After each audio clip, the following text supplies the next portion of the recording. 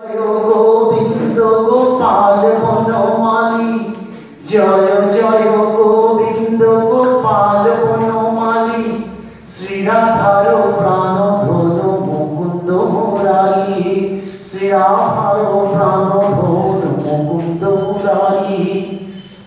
জয় রাধে জয় রাধে জয় রাধে জয় রাধে জয় রাধে। পদ্মনাভং সুরেশম বেশ্যাধারম গগনসদৃশম মেঘবর্ণম শুভাঙ্গম লক্ষ্মীকান্तं কমলনয়নম योगिविरिधेन गम्यं वन्दे विष्णुं भवभयहरं सर्वलोकैकनाथम्। আমাদের শ্রীমদ্ ভাগবত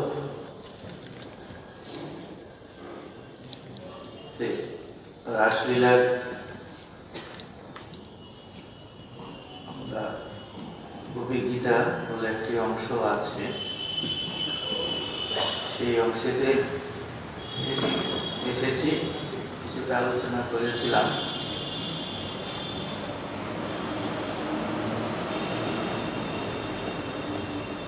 সেখান থেকে আমরা আরম্ভ করছি।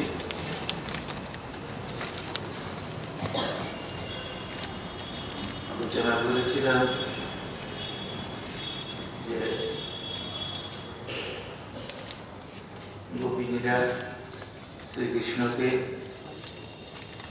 অন্বেষণ করতে করতে করতে করতে শেষ পর্যন্ত অন্ত হয়ে গেল। তারপর তারা ভাবলেন,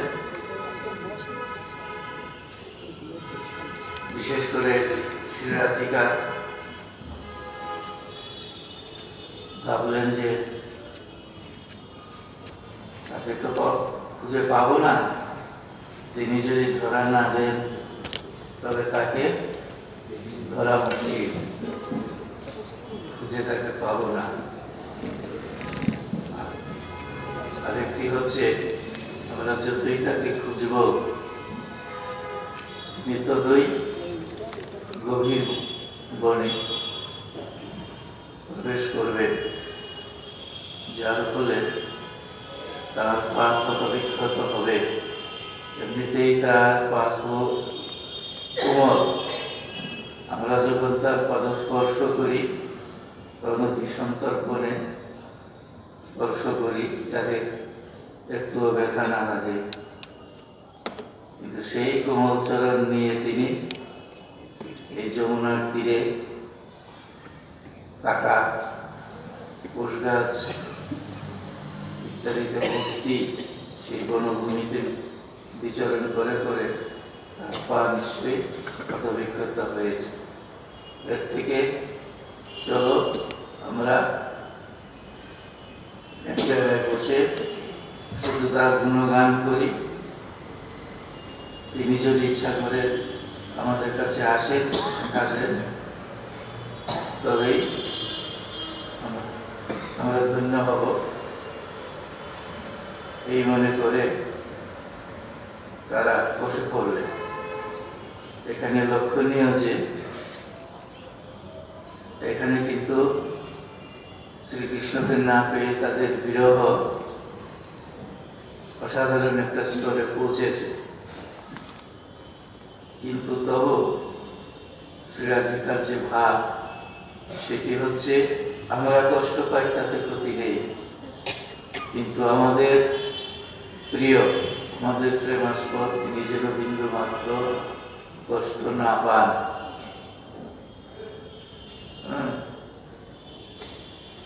এখানে একটা দুটো শব্দ ব্যবহার করেন বৈষ্ণবাচার্যেরা। এই গোপীদের মনের মধ্যে দুটো ভাব ছিল, একটা তদীয় ভাব আর একটা মদীয় ভাব। তদীয় আর মদীয় এই শব্দগুলো বাংলাতে খুব ব্যবহার হতো আগে, এখন আর তদীয় মদীয় ব্যবহার হয় না। তদীয় মানে তাদের, আর মদীয় মানে আমার। এখনো নিমন্ত্রণের চিঠিপত্র দিতে ভাষায় লিখলে পরে এগুলো ব্যবহার হয়। তদীয় আর মদীয় ভাবা ছিলেন এই গোপিনীরা। তদীয় আর মদীয় শব্দের অর্থ হলো মানে যে নাকি শ্রীকৃষ্ণ হচ্ছেন কি যে তাদের ভাব হলো যারা তদীয় ভাবাপন্ন। তদীয় ভাবাপন্ন হলো তিনি আমাদের প্রীতি উৎপাদন করুন। আর মদীয় ভাবাপন্ন হলো যে আমার প্রীতি হোক বা না হোক, তার প্রীতি হলেই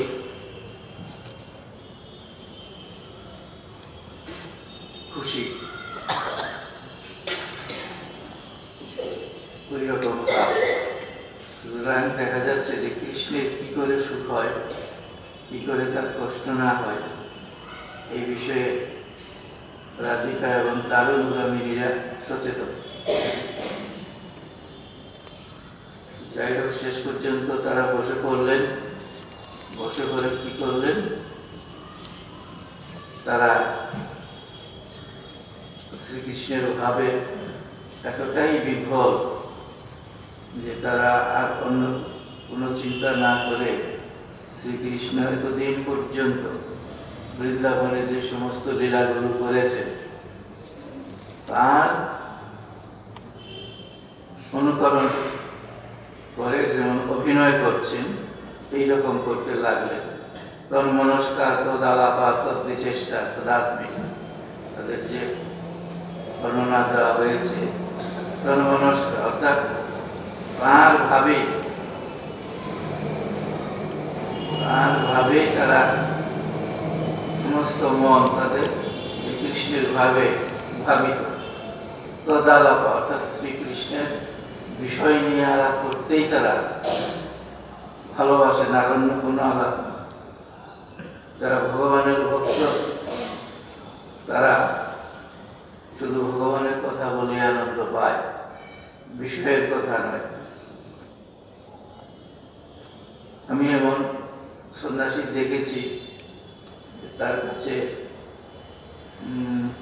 সাধারণত গৃহস্থ মানুষেরাই যায় গিয়ে তাদের সুখ দুঃখের কথা বলে, বিষয়ের কথা বলে, কিন্তু তিনি এগুলো শুনবেন, কিন্তু কোনো না কোনো ভাবে কথা বলার মধ্য দিয়ে তিনি সেই ঈশ্বরের প্রসঙ্গ এনে শেষ করবেন। বুঝেছেন? তার নাম স্বামী শারদেশানন্দজি মহারাজ, শ্রী শ্রী মায়ের মন্ত্র শিষ্য এবং তার সেবক ছিলেন। আমি যখন কলেজে পড়ি তখন তার সঙ্গে আমার দেখা সাক্ষাৎ হয়। প্রায় 1 বছর যাবৎ ওনার সঙ্গ করার সুযোগ পেয়েছিলাম। এই হলো সাধুর লক্ষ্য। সাধুদের কাছে যারা ভক্ত তারা গিয়ে ঈশ্বরীয় প্রসঙ্গ করে ঠিকই, কিন্তু অনেক সময় সাধারণ মানুষ সাধারণ সুখ দুঃখের কথাই বলে। আসল কথা কি জানেন? সাধুদের কাছে কেন সুখ দুঃখের কথা বলে তাদের মনের একটা আনন্দ হয়, সুখ হয়। গৃহস্থদের সঙ্গে গৃহস্থেরা সুখ দুঃখের কথা বলে খুব একটা আরাম পায় না। হ্যাঁ, সেও তো ওই রকম।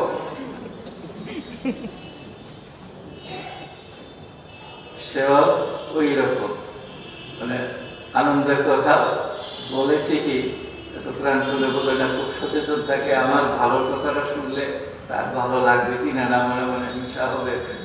আমি নিজে এরকম এক্সপিরিয়েন্স করেছি। এই কিছুদিন আগে একজন তার ছেলে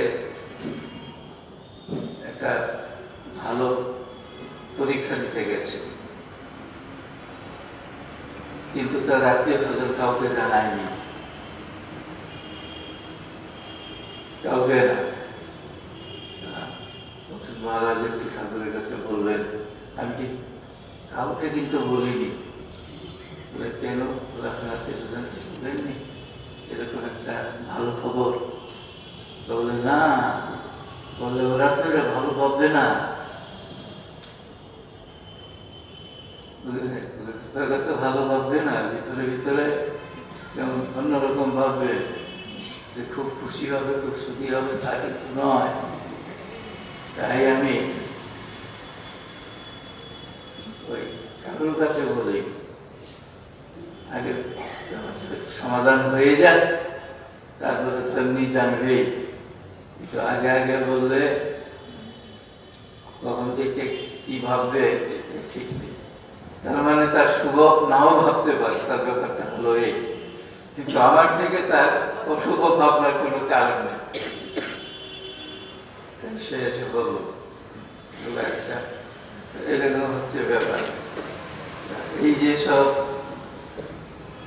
গৃহস্থ মানুষেরা তাদের মনের জ্বালা দূর করবার জন্য এসে নানা রকম বলেন, কিন্তু যারা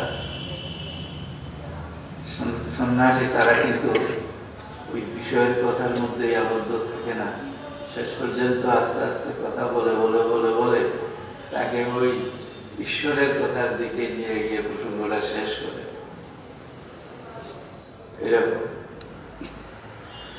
এখানে তারা একমাত্র শ্রীকৃষ্ণই তাদের সভ্য ছিল। এই ক্ষেত্রে তারা আর অন্য কোনো আলাপ নয়, আলাপ, অর্থাৎ তার আলাপে নিয়েই তারা সন্তুষ্ট, তার বিষয়ে কথা বলে জানতে। তবে চেষ্টা শ্রীকৃষ্ণ যেরকম চেষ্টা, তার চেষ্টা অর্থাৎ তিনি যেরকম চেষ্টা আদি করতেন, অর্থাৎ যে সমস্ত কর্ম করছেন, যে সমস্ত লীলা করছেন, সেই লীলাগুলো তারা অভিনয় করতে লাগলেন। কিভাবে? তদাত্মিকা, যেহেতু তাদের আত্মা অর্থাৎ মন সবটা শ্রীকৃষ্ণই সমর্পিত। তৎগুণা নাম এবং গায়ন্তী, অর্থাৎ তারই গুণগান তারা করছে, আর কিছু না। করে করে করে করে তারা নিজেদের দেহ, নিজেদের গেহ অর্থাৎ তাদের ঘরবাড়ি সমস্ত কিছু কথা দ্বারা একবারে বিস্ফোরণ হয়ে গেছে। এই অবস্থায় তার গুণ উল্লেখ করে করে তারা নানা রকম তার গুণগান করছে। কি বলছে? জয়তি অধিকম জন্মনাথ, এই যে ব্রজ অর্থাৎ ব্রজভূমি বৃন্দাবন, সেই বৃন্দাবন তোমার জন্মের দ্বারা, তুমি এই বৃন্দাবনে জন্মগ্রহণ করেছ, সেই জন্য সেই হেতু এই বৃন্দাবন অধিক জয়যুক্ত হয়েছে। বৃন্দাবন পবিত্র জায়গা, কিন্তু তোমার এই ব্রজভূমিতে পাদস্পর্শ করায়, এই ব্রজভূমিতে তোমার জন্ম হওয়ায় এই ব্রজভূমি অধিকতর জয়যুক্ত হয়েছে। ব্রজভূমি বলতে বৃন্দাবন, বৃন্দাবনে শ্রীকৃষ্ণ জন্মাননি। আর ব্রজ বললে কিন্তু শুধু বৃন্দাবনকে বোঝায় না, ব্রজের একটা অংশ হল বৃন্দাবন। 84 বর্গ মাইল এরিয়া নিয়ে এটা হচ্ছে ব্রজভূমি। ব্রজ পরিক্রমা করে মানুষ কৃষ্ণরা, তার মধ্যে গোবর্ধনগিরি, বর্ষানা,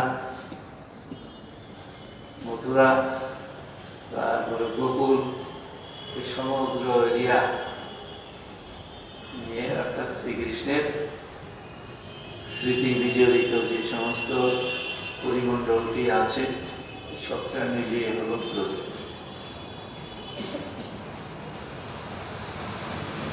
এখানে কেন দিগ্জয়যুক্ত হয়েছে? তুমি তো বিষ্ণু নারায়ণ, তুমি যেখানে থাকো লক্ষ্মী দেবীও সেখানে অবস্থান করে। তাই লক্ষ্মী দেবী এখানে সর্বদা বিরাজ করছেন বলে এই বৃন্দাবনটি সুন্দর, এই ব্রজভূমি অতি সুন্দর, সমৃদ্ধ। সুতরাং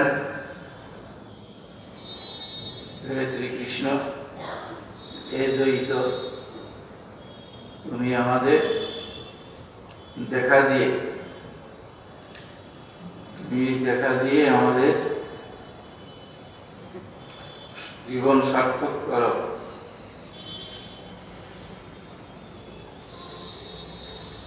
তুমি কত কি করেছো বৃন্দাবনে আমাদের জন্য। যখনই এই ব্রজভূমিতে বৃন্দাবনে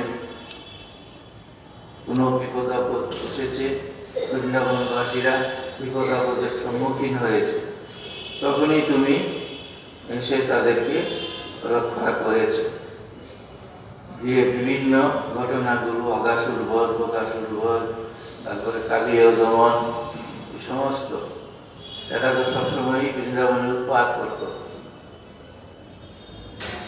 এই যে এরা সব কংসের অনুচর, তো কারণে এদের দ্বারা যখন এই বৃন্দাবন উৎপীড়িত হচ্ছে, তখন তুমি সমস্ত বিপদাপদ থেকে আমাদের রক্ষা করেছ। এমনকি দেবতার কূপ থেকেও তুমি আমাদের রক্ষা করেছ। ইন্দ্র একবার ভীষণ বর্ষণ করতে আরম্ভ করল, এত বর্ষণ যে একেবারে বৃন্দাবন ওই পুরো ব্রজভূমিতে তাদের গোচারণ ক্ষেত্র একবারে ফাঁসিয়ে দিচ্ছে। যে ব্যাপারটা হলো এই যে ওই বৃন্দাবনবাসীরা তারা বছরে একবার গোবর্ধন পর্বতের কাছে গিয়ে যে সমবেত হয়ে ইন্দ্রের আরাধনা করে। ইন্দ্র হলেন বৃষ্টির দেবতা, ইন্দ্রের বর্ষণ, তিনি দেবরাজ, বজ্র হল তার আয়ুধ বা অস্ত্র, এবং বৃষ্টি হলেন, বৃষ্টি পরে ইন্দ্রের কৃপায়। তাই যাতে ভালো বৃষ্টি হয়, ভালো বৃষ্টি হলে তৃণগুলো সব সতেজ হয়ে ওঠে, ফলে গরুদের খাবার পক্ষে সুবিধা, আর তারা সব গরু পালন করেই তো তাদের জীবিকা। এই কারণে ইন্দ্রকে খুশি করবার জন্য প্রতি বছর তারা গোবর্ধন গিরি, গোবর্ধন পর্বতের কাছে গিয়ে সমবেত হতে, এবং সেখানে গিয়ে তারা ইন্দ্রের পূজা করতে, এবং ইন্দ্রের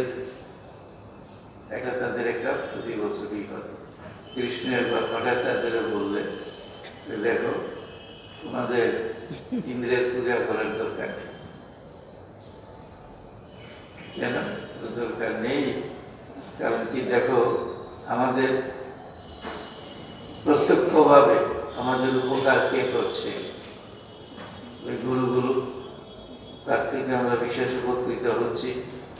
সুতরাং তোমরা গরুগুলোকেই ভালো করে যত্ন করো, এই গরুগুলোরই পূজা করো, ইন্দ্রের পূজা করতে হবে না। অর্থাৎ তিনি পরোক্ষে বলে দিলেন, আমি স্বয়ং ভগবান, আমি এখানে আছি, তারপরে আর ইন্দ্রের পূজা করার দরকার কি? যদিও বৃন্দাবন শ্রীকৃষ্ণকে ভগবান বলে ভাবতে পারতেন না, তার কিছু কিছু অলৌকিক ক্ষমতা, ঈশ্বরীয় ক্ষমতা তারা প্রত্যক্ষ করেছেন, কিন্তু স্নেহবশত তিনি যে ঈশ্বর সেটি তারা বুঝতে পারতেন না। ওইটা ঈশ্বরেরই মহিমা। যদি ঈশ্বরকে লোকে ঈশ্বর বলে চিনে, তার আবির্ভাব কালে তিনি যতদিন থাকে, তাহলে লীলা জমে না, ওই জন্য নন্দ এবং যশোদা কৃষ্ণকে কোনোদিন ঈশ্বর বলে ভাবতেই পারে, তারা তাদের পুত্র, তাদের পুত্র বলেই তারা ভাবছে, তাকে সেইভাবে স্নেহ করছে, সেইভাবে খাইয়ে পরিয়ে তারা সুখ পাচ্ছে। কিন্তু কখনো কখনো তার ভগবত্তার পরিচয় পাচ্ছে বটে, কিন্তু পরক্ষণে সেটা ভুলে গিয়ে সে তাদের পুত্র ওইটাই বলবতী হয়েছে, এই ভাবটি। না হলে লীলা হবে না। মা যদি বুঝতে পারে ছেলে ঈশ্বর, তবে তাকে পুত্র ভাবে দেখতে পাবে না, তখন ঈশ্বর ভাবে দেখবে তাকে, আর তাহলে মনুষ্য লীলা পরিপূর্ণ হবে না। সেই কারণে ভগবান নিজেই ভুলিয়ে রেখেছেন তাদেরকে। যাই হোক, তারা সবসময় কৃষ্ণের কথা মেনে চলত। ব্রজবাসীরা তারা পূজা বন্ধ করল, বাস তারপরে এইরকম বৃষ্টি হলো, সে আর ভেসে যাওয়ার মতো তত্ত্ব। তারা কোথায় আশ্রয় দেবে? এই বনভূমির মধ্যে, পর্বতে।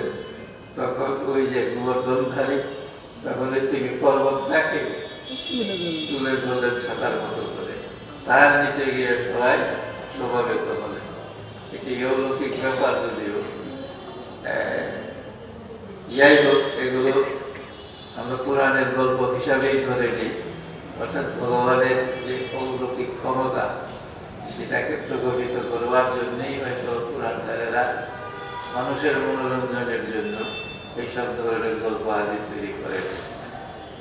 তার মধ্যে কিছু কিছু অল্প স্বল্প সত্যতা থাকতেও পারে।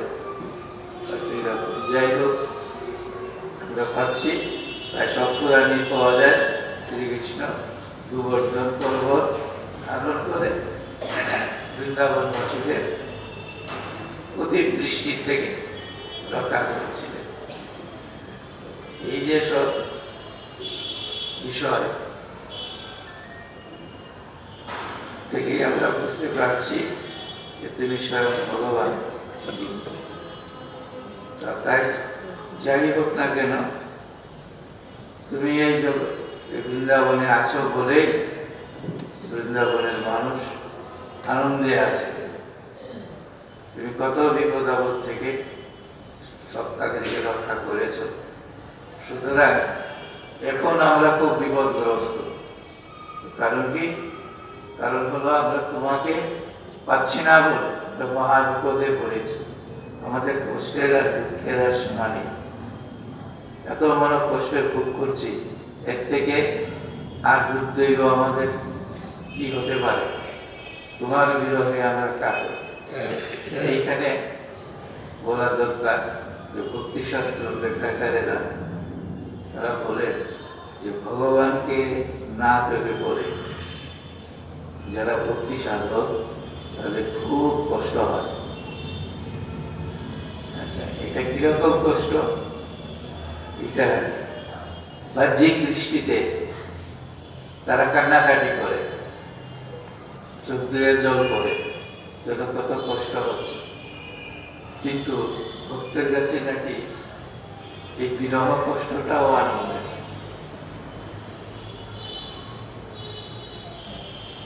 ভক্তদের বলছেন তো শ্রীরামকৃষ্ণ, কাঁদো ভগবানের জন্য, কাঁদো বিষয়ের জন্য কেঁদে কেঁদে লোক ভাসিয়ে দেয়, ঈশ্বরের জন্য কজন কাঁদে?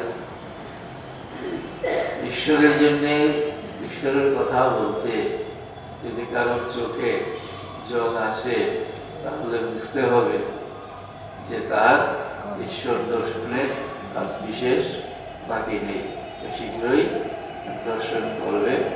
ঈশ্বরের কথা বলতে চোখ দিয়ে জল পড়ে। জল পড়াটা কিরকম? তো এটা কিন্তু অভ্যাসবশত জল পড়াটা, এটা অন্তরের অন্তঃস্থল থেকে ঈশ্বরের জন্য একটা আকুতি। তাকে পেলাম না বলে জীবনটা বৃথা, ওই রকম মনোভাব থেকে আসে।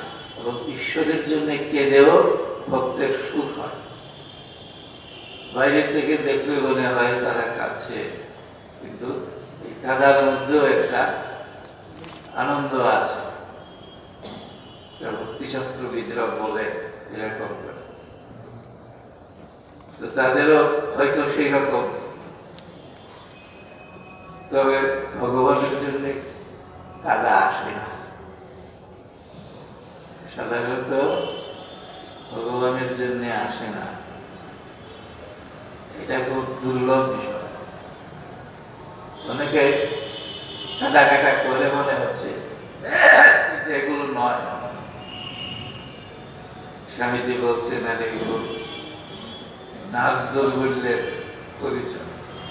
তুমি প্র্যাকটিস করো কয়েকদিন, ঈশ্বর ঈশ্বর করে চোখ দিয়ে নিজের ইচ্ছা করে জল বার করো, দেখবে এরপর আপনার তোমার চোখ দিয়ে ঈশ্বর করে জল বার করো, কিন্তু কখনোই তোমার ঈশ্বরের মধ্যে সেরকম ভক্তি হয়নি ও ভাবো। যাই হোক, তারা বিদেশ সেরকম নয়, তারা সত্যিকারেরই ঈশ্বর প্রেমিকা, ঈশ্বর সদস্য প্রাণ তাদের। তাই ঈশ্বরের কথা বলে তাদের আনন্দ হয়, একই সঙ্গে ঈশ্বরের বিরহে তাদের চক্ষু দিয়ে জল পড়ে। এরপর তারা বলছে, একে কিন্তু গভীরীদের কোনো একজনের উক্তি নয়, সমবেত ভাবে। গভীরতার যে 16-17খানা শ্লোক আছে, এই শ্লোকগুলোর মধ্যে দিয়ে তাদের ভগবানের প্রতি আরতি এবং ভালোবাসা ফুটে উঠেছে। তারা বলছে, নখল গোপিকানন্দন ভগবান অখিল দেহিনা অন্তরাত্মত্রে। কি অর্থ?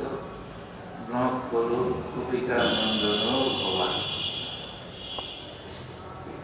তুমি কেবল যশোদার পুত্র নও, গোপিকা মানে গোপিকার পুত্র নও, অর্থাৎ যশোদার পুত্র নও, তুমি কে অখিল দেখি না, সমস্ত এত যে সব দেহধারী জীব আছে তাদের অন্তরাত্মধি, তুমি হলে অন্তর্দ্রষ্টা, তুমি তাদের অন্তরে বাস করে তুমি সব তাদেরকে দেখছ, অর্থাৎ তুমি স্বয়ং ঈশ্বর ভগবান। তুমি তো বিঘ্নসা আর্থিত বিশ্ববোধরে, কি হচ্ছে বিঘ্নস মানে ব্রহ্মা। ব্রহ্মা তোমাকে এই জগতে আসবার জন্য প্রার্থনা করেছিলে, তার প্রার্থনায় তুমি এই বিশ্বকে পালন করবার জন্য উদীয়মান সাক্তকান তুলে তুমি এই সাক্তক বংশে তুমি জন্মগ্রহণ করেছ, উদিত হয়েছে। কারণ আমরা জানি তুমি কে, তুমি শুধু যশোদার পুত্র নও, তুমি সমস্ত মানুষের অন্তরাত্মা স্বরূপ, অন্তর্দ্রষ্টা স্বরূপ। ভগবান ব্রহ্মা তোমাকে এই জগতে আসবার জন্য প্রার্থনা করেছিলেন বলেই এই জগৎ রক্ষার জন্য তুমি এই শাক্তত বংশে, অর্থাৎ শ্রীকৃষ্ণ যে বংশে জন্মগ্রহণ করেন তার নাম শাক্তত বংশে বলা হয়, তুমি জন্মগ্রহণ করেছ। শাক্তত শব্দটির আরেকটি অর্থ হচ্ছে, শাক্তত তাদের বংশের একজনের নাম, আবার শাক্তত শব্দের অর্থ ভক্ত। এই ভক্ত কুলে তুমি জন্মগ্রহণ করেছ। আবার বলছে অর্থ দুরকম হতে পারে, কথার মধ্যে মাঝে মাঝে যে অর্থগুলো, একটা শব্দেরই দুই রকম অর্থ হয়।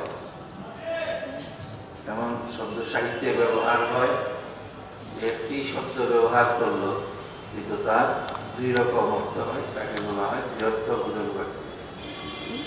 যেমন নখল গোপিকানন্দন ভগবান, তুমি শুধু তুমি নিশ্চয়ই গোপিকার পুত্র নও, অর্থাৎ তুমি যশোমতীর পুত্র নও। কেন? মা যশোদা অত্যন্ত কিরকম তিনি স্নেহশীলা, সকলের উপর তার দয়া, কিন্তু তুমি অত্যন্ত নিষ্ঠুর। এই জন্য মনে হয় তুমি যশোদার পুত্র নও, এই কারণে তুমি মায়ের গুণ একটুও পাওনি। তুমি এত নিষ্ঠুর যে তোমার জন্য কাঁদতে কাঁদতে কাঁদতে কাঁদতে আমরা তোমাকে অন্বেষণ করতে করতে তোমার একটু দেখা পাবো বলে, কিন্তু তুমি এত অসানিত, তুমি আমাদের একটু দেখা দিয়ে আমাদের একটু দুঃখ নিবারণ করবে, তাও তুমি করছো না। তার মানে তোমার একটু মায়া দয়া নাই, তোমার একটুও মায়া দয়া নাই। অতএব আমাদের মনে হয় তুমি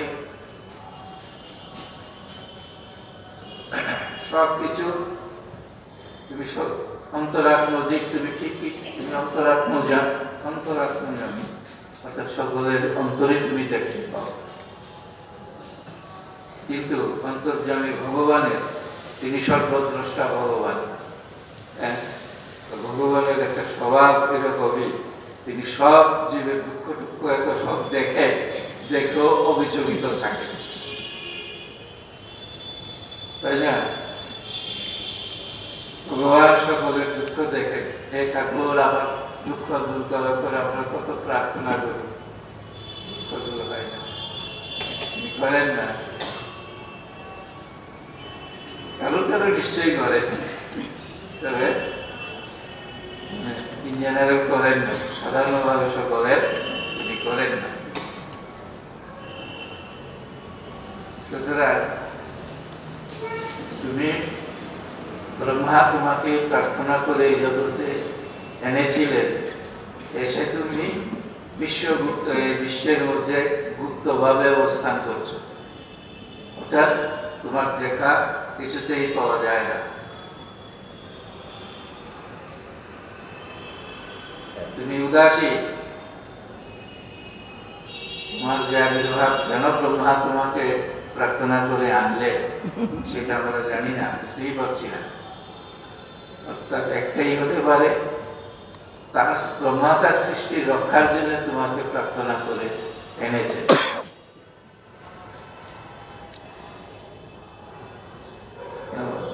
এমনকি তুমি যদি সকলে যাকে সাড়া দিয়ে তাদের উদ্ধার করো জীবকুলকে, তাহলে তো ব্রহ্মার সৃষ্টিতে আর মানুষ থাকবে না, সবই তো উদ্ধার হয়ে যাবে। তাই তুমি কি থাকো, জগতে এসে লুকায়িত হয়ে থাকো, বিশ্বগুপ্ত, এই বিশ্বের মধ্যে গুপ্ত ভাবে থাকো। জীবকুল উদ্ধার হয়ে যাবে, তাহলে ব্রহ্মার সৃষ্টি লয় হয়ে যাবে। সুতরাং ব্রহ্মা প্রার্থনা করেছিলেন তুমি পৃথিবীতে অবতীর্ণ হও, কিন্তু গুপ্ত ভাবে থাকবে, অর্থাৎ তুমি কাউকে করো না ইত্যাদি, যে তোমার গুণ, স্বাভাবিক গুণ, সেগুলো প্রদর্শন করবে না। আপনারা জানেন যে ব্রহ্মা প্রথমেই আমরা ভাগবতে দেখেছি, প্রথম অধ্যায়ে, যে ব্রহ্মা প্রার্থনা করেই বিষ্ণুকে জগতে এনেছিলেন, তিনি শ্রীকৃষ্ণ রূপে আবির্ভূত হয়েছে। কারণ কি, যে পৃথিবী বলতে তখন এরকমই বলা হতো, পৃথিবী বলতে তারা কি বোঝাচ্ছেন, যে এরা এত সব অত্যাচার হচ্ছে এই পৃথিবীর উপর, অর্থাৎ পৃথিবীর দেবী বসুন্ধরার উপর, যে তিনি আর তাদের অত্যাচারে অতিষ্ঠ হয়ে গেছে, অর্থাৎ ক্ষত্রিয় কুল অত্যন্ত দুর্বিনীত হয়েছিল, বংশাদি প্রভৃতি। তারপরে কি করলেন, পৃথিবীর অধিষ্ঠাত্রী দেবী, তিনি ব্রহ্মার কাছে গিয়ে বললেন, আমি তো আর তিষ্ঠতে পারছি না এই শয়তানগুলোর জন্য, তুমি একটা উপায় করো, সৃষ্টিকর্তা ব্রহ্মা। ব্রহ্মা গিয়ে শিবকে সঙ্গে নিয়ে নারায়ণের কাছে উপস্থিত হলেন। পৃথিবীতে তিনি অবতীর্ণ হওয়ার জন্য পৃথিবীর দুঃখ কষ্ট তিনি তার কাছে বর্ণনা করলেন। তখন তিনি বললেন যে ঠিক আছে, আমি যাব, অবতীর্ণ হব।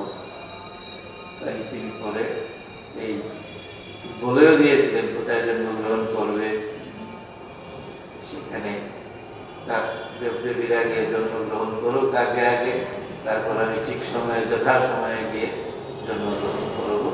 তাই তিনি মথুরাতে এসে বসুদেবের গৃহে জন্মগ্রহণটা করেছিলেন। আচ্ছা, এই যে কি বলছেন, হে কৃষ্ণ, তোমার পাদপদ্ম প্রণতজনের পাপনাশক, প্রণত দেখিনাম পাপ কর্মনাশনম। তোমার যে কি হচ্ছে, এই যে তোমার পাদপদ্ম প্রণতজনের পাপনাশক,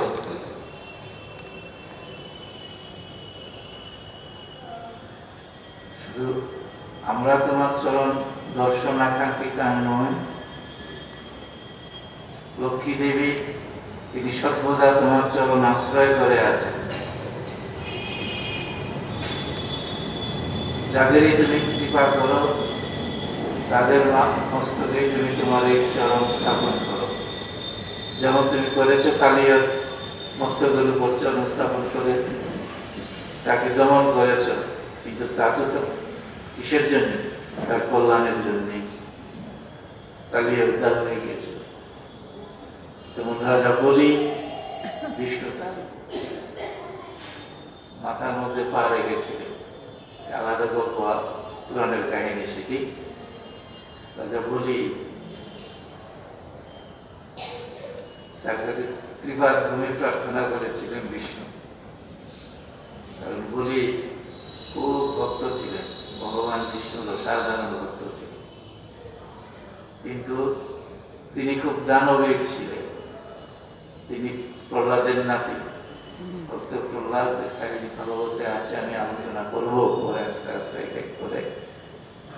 প্রহ্লাদের মধ্যে নিষ্কাম ভক্ত তো আর নেই, তারই নাতি হল মহারাজ বলি। তিনি বংশানুক্রমে বিষ্ণুর ভক্ত ছিলেন, কিন্তু তিনি খুব দানবীর ছিলেন। তিনি যে প্রতি বছর যজ্ঞ করতেন, সেই যজ্ঞের সময় সে যে যা প্রার্থনা করত সব দিয়ে দিত।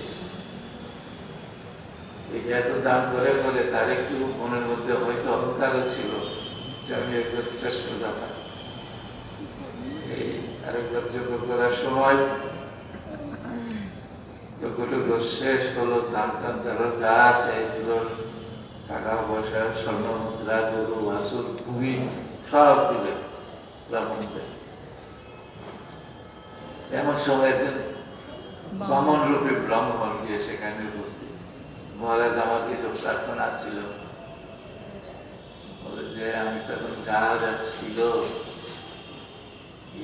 তাও আমি আপনার প্রার্থনা পূর্ণ করব, বলুন আমি কি করতে পারি আপনার জন্য। আমার তো আর সব দিয়ে দিয়েছি, সব যা ভূমিটুমি যা ছিল সব দিয়ে দিয়েছি। সেই ব্রাহ্মণরূপী ব্রাহ্মণ বললেন যে বেশি কিছু না, আমার 3 পা রাখবার মতো জমি চাই, 3টি পা রাখবার। আমার 2টো পা আছে তো, আরেকটা পা রাখবার মতো আরেকটু জমি, পা রাখতে এতটুকু জমি লাগে। বলে আমি জমি টমি তো সব দিয়ে দিয়েছি, এই যে রাজ্য আর আমার নেই এখন, আমি শুধু এই প্রজাদের প্রতিভূরূপে এখন এই রাজ্য পালন করব, আমার নিজের কিচ্ছু নেই, সব প্রজাদের। আমি এখন কি দেব? দেখো তুমি কত দিক করে ফেলেছ, আমাকে যা চাই তুমি দেবে। আমি তো বেশি কিছু চাইলাম না, এটাও দিতে পারছো না, তাহলে তো তুমি প্রতিজ্ঞা ভঙ্গ হবে তোমার। তাহলে একটা কাজ করো,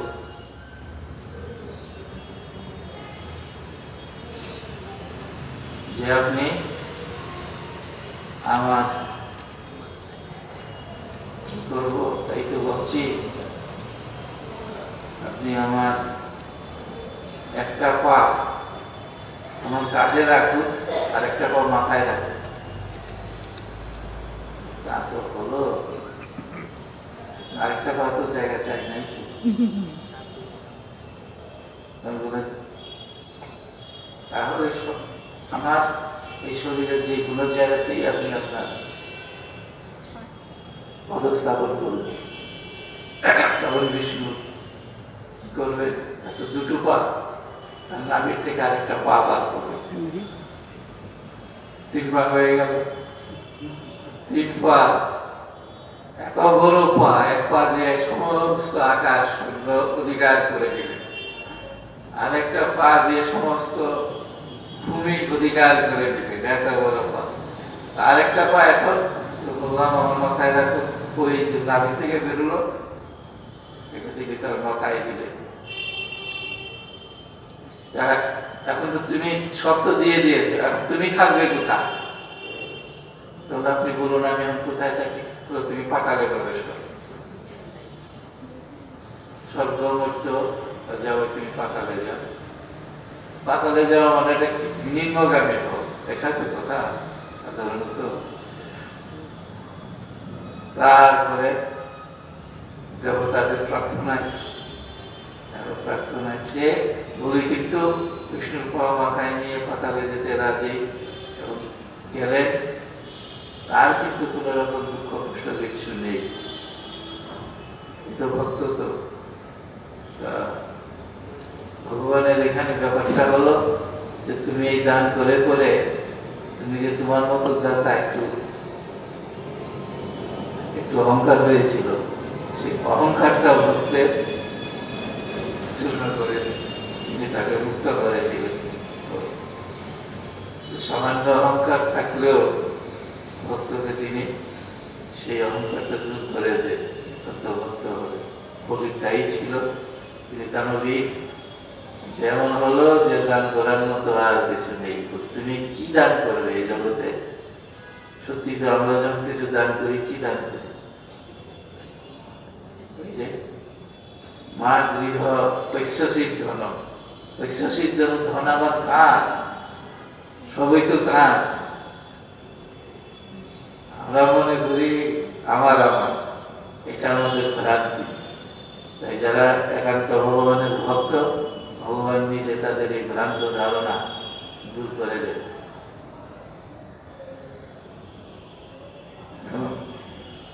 যেই তুমি তোমার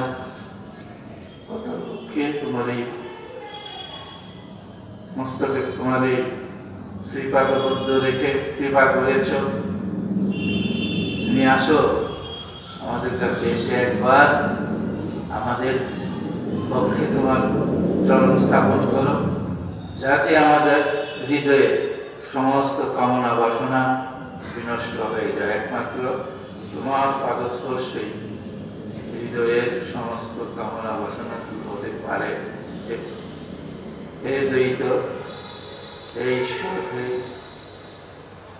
প্রভু, তুমি আমাদের দর্শন দিয়ে আমাদের সমস্ত কামনা বাসনাকে বিনষ্ট করো।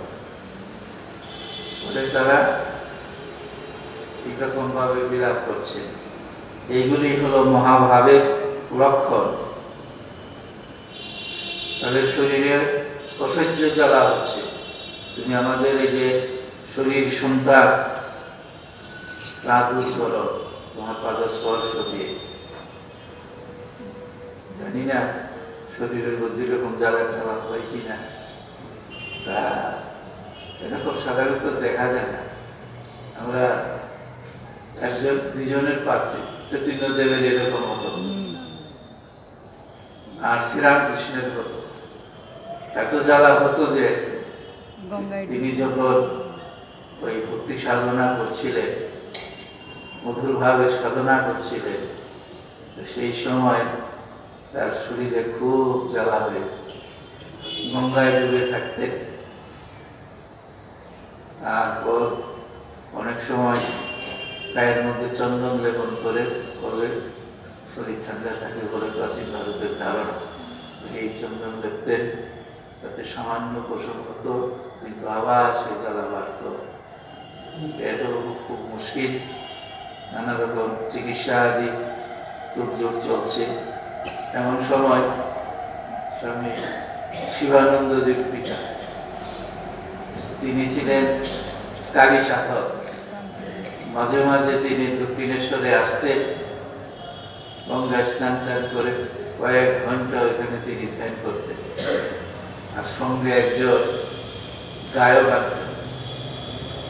গায়ক ওনার মন্দিরে বসে বসে গান গাইত, আর তিনি মন্দিরের এক জায়গায় বসে গভীর ধ্যানে মগ্ন থাকতেন। শ্রীরামকৃষ্ণের সঙ্গে তার একটা হৃদ্যতা হয়েছিল। তিনি বলেছিলেন, এ তোমার ওষুধপত্রের কিছু ভালো হবে না, এ হচ্ছে মহাভাবের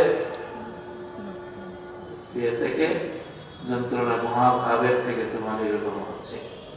তিনি একটা কবচ ধারণের কথা বলেছিলেন। ওই কবচ ধারণ করে, ইষ্ট কবচ, এটা ধারণ করে তার গায়ের যন্ত্রণা দূর হয়েছে। এর আগ পর্যন্ত তিনি ঈশ্বর বিরহে এইরকম রক্ত যন্ত্রণা হয় তিনি বলেছিলেন। পরের থেকে কবচ ধারণ করে তার শরীরের যন্ত্রণা কমে। কারণে তুমি আমাদের এই হৃদয়ের যে জ্বালা আর হৃদয়ের যে কামনা বাসনা, হৃদয়ের আমাদের এই শরীর সন্তাপ আকুলি করতে, এই সন্তাপ আমরা খুব কষ্ট পাচ্ছি তোমার বিরহে, তা তুমি দূর করো। আর সমাজের সমস্ত কামনা বাসনা যা হৃদয়ে আছে, তোমার চরণ স্পর্শ দিয়ে আমাদের সেগুলো দূর করো। তুমি আমাদের দেখা দাও করে তারা তাকে ডাকছেন। মাঝে মাঝে তাদের খেদ হচ্ছে,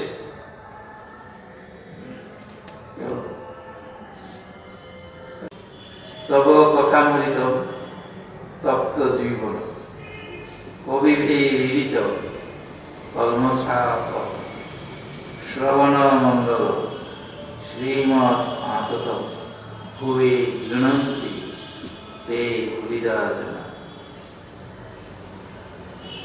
খরাবৃতের মধ্যে আছে, ওইখানে তে জায়গায় যে আছে, যাই হোক কোনো অর্থের ব্যতিক্রম হয় না। চিন্তি তোমার কথা অমৃত স্বরূপ, এইটিও একটি তথ্যবোধক শ্লোক। তোমার কথা অমৃত স্বরূপ, অমৃত কথা, সংসার তাপ দগ্ধ জীবের প্রাণ স্বরূপ। এটা সোজাসুজি অর্থ করলে তাই দাঁড়ায় যে যারাই সংসার তাপে দগ্ধ, একমাত্র তাদের শান্তি পাওয়ার বিষয় হল তোমার কথা শ্রবণ করা।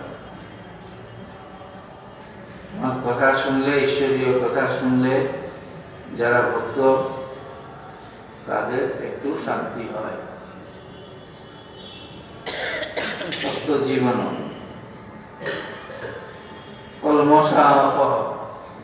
কলমস মানে পাপ, পাপ নাশক। ভগবানের কথা শুনলে পাপ দূরীভূত হয় বলে আমাদের ধারণা হয়তো বটে। ভগবানের কথা যত শুনবেন তত পাপ দূরীভূত হবে, কিন্তু তা বোঝা যাবে কি করে? অনেক পাপ যে দূরীভূত হচ্ছে বোঝা যাবে কি করে?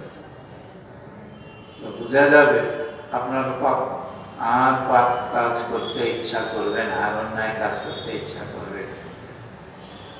ভগবানের কথা শুনলে আবার পরক্ষণেই গিয়ে মিথ্যাচার, তাহলে কিন্তু বোঝা গেল যে শোনা হয়নি ভালো।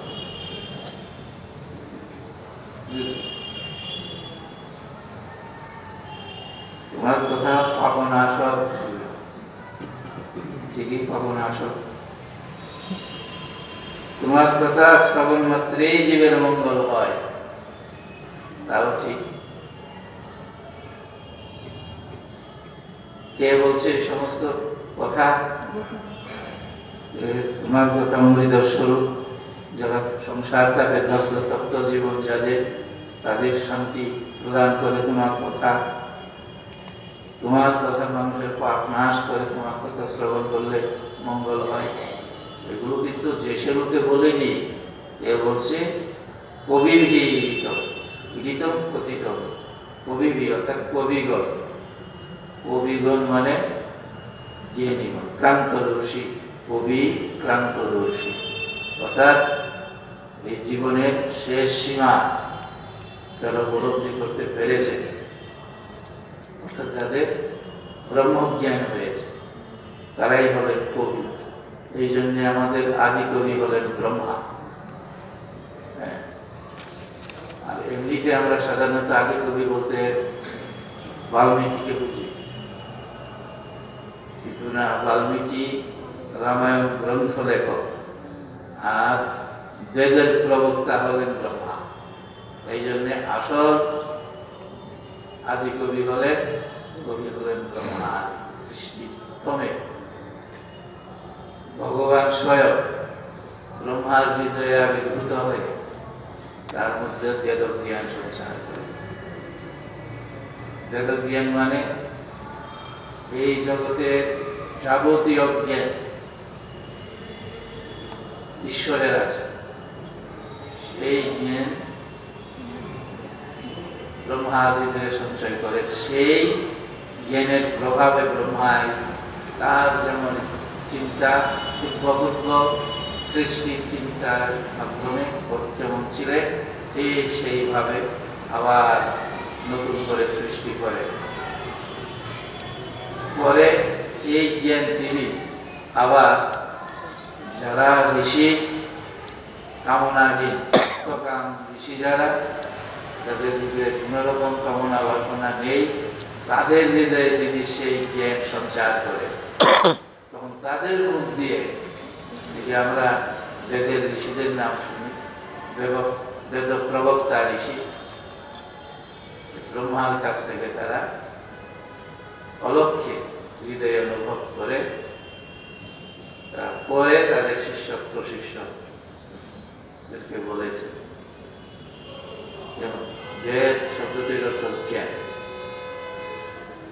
বেদ শব্দের অর্থ জ্ঞান, ইটারনেল নলেজ। ব্রহ্মা হলেন এই জন্য, যেহেতু তিনি বাসনা যে সমস্ত ঋষিগণ হয়েছে, তাদের হৃদয়ে তারা যখন ধ্যানমগ্ন থাকে, সেই অবস্থাতে তাদের হৃদয়ে ব্রহ্মা স্বয়ং এই জ্ঞান সঞ্চার করে বলে তিনি হলেন আসল বেদের প্রবক্তা। ঋষিগণ সেটা তাদের মধ্যে আবার পুনর্গঠিত হয়েছে। এই জন্য বলা হয় বেদ কোনো মানুষের সৃষ্টি নয়, এটা অলৌকিক জ্ঞান, স্বয়ং ঈশ্বর থেকে এই বেদের সৃষ্টি। স্বয়ং ঈশ্বর প্রথম ব্রহ্মাকে প্রদান করে, ব্রহ্মা আবার ঋষিগণকে প্রদান করে। যেহেতু সৃষ্টির অন্তর্গত ব্রহ্মাই এই বেদের প্রথম প্রবক্তা, এই জন্য ব্রহ্মাকে বলা হয় আদি কবি।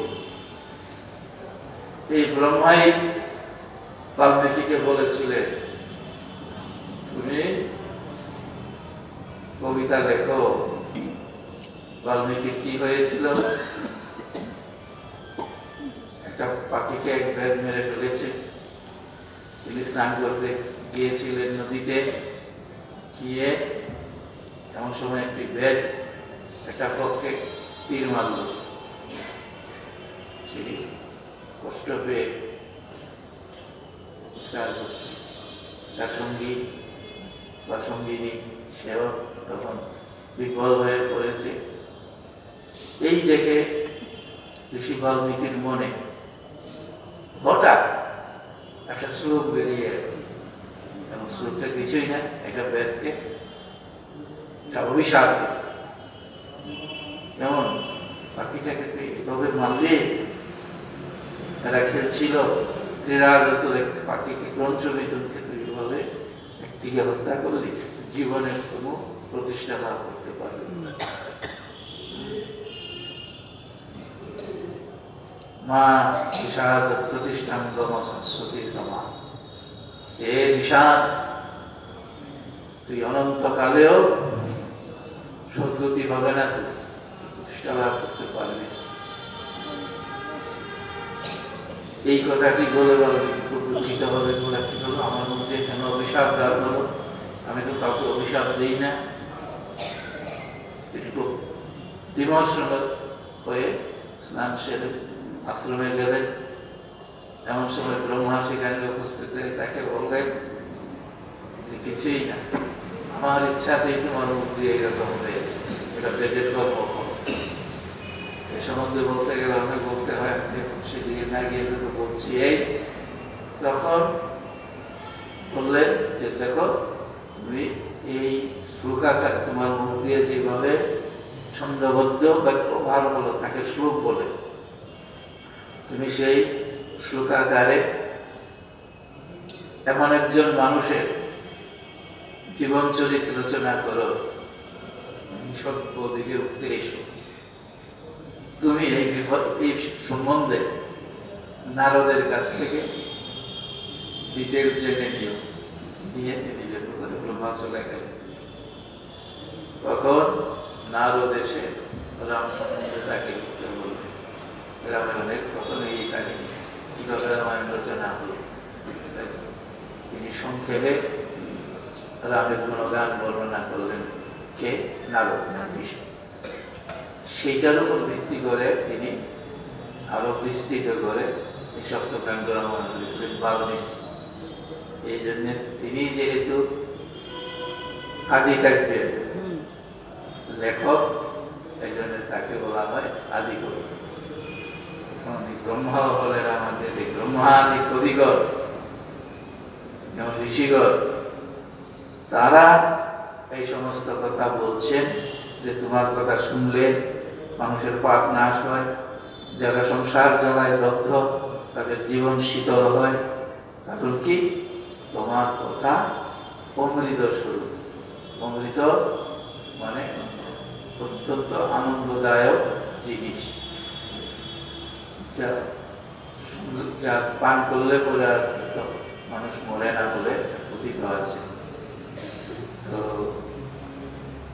আমাদের আর সময় নেই, এতটুকু পর্যন্ত হলো।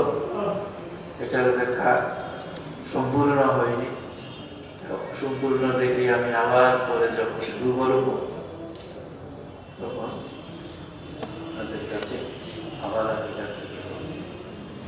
রামকৃষ্ণায়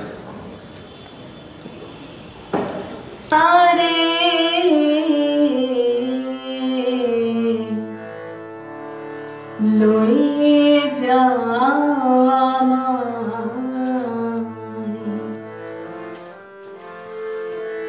ওই আমিও পার হয়ে বসে আছি,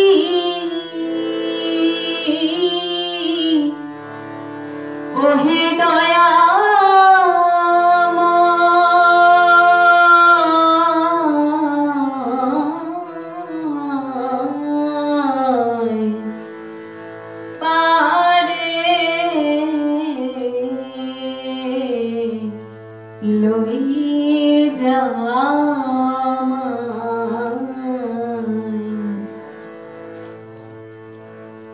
আমি একা রইলাম বোট ঘাটে